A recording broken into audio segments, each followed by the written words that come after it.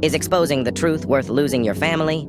My brother walked through hell to prove I wasn't the monster they said I was. I'd taught AP history for 12 years when Madison accused me of inappropriate comments and offering grade changes for private sessions. 2 days earlier, she had failed my class for plagiarizing her final paper. But Madison was the volleyball captain whose dad owned half the town. Failing meant losing her Duke University offer. Before I knew it, security was escorting me off campus. I tried fighting back, hired a lawyer, compiled evaluations and records, but my lawyer quit after receiving threats. The school board, union, colleagues, everyone abandoned me to protect themselves. Social media exploded. My address was posted. My wife Wendy took our daughters and left. Even my poker buddies ghosted me. The union told me to resign quietly. My brother Jake lived 2 hours away, but he refused to let me rot. That girl's lying, he said, visiting every Friday after construction work. It was work he'd taken on to help pay our parents' bills instead of getting a diploma. Then he had an insane idea. I'll infiltrate her circle, get her to confess. Jake enrolled in acting classes, studying method acting every night. His fiancée, Amanda, gave him an ultimatum after 6 months. Her or this obsession. Jake chose me. She left, calling him delusional on Facebook. The cost was brutal. Jake's daughter came home with a black eye. Kids called her uncle a predator. She stopped attending school. Our parents disowned both of us. Dad changed the locks, calling Jake a predator enabler. Jake lost his foreman job for missing shifts. Living in his truck, surviving on ramen, Jake perfected his character. Brandon, an 18-year-old aspiring influencer. For 3 months, he infiltrated Madison's crew. Styled hair, trendy clothes, Instagram aesthetics. He endured their creepy teacher jokes while documenting everything. He watched them vandalize my car, laughing along while dying inside. Even when evicted, even when his daughter begged him to stop, even when I told him to give up, Jake never quit. At Madison's graduation party, her parents had rented a place in the Hamptons where the alcohol flowed freely. Jake had become invisible furniture. At 2 a.m., Madison got careless. That pervs. Probably gonna kill himself over bleep I made up, she slurred. Dude failed me for plagiarism, so I ruined his whole life. Her friend gasped, laughing. How'd everyone believe it? Madison showed her phone. Look at these texts.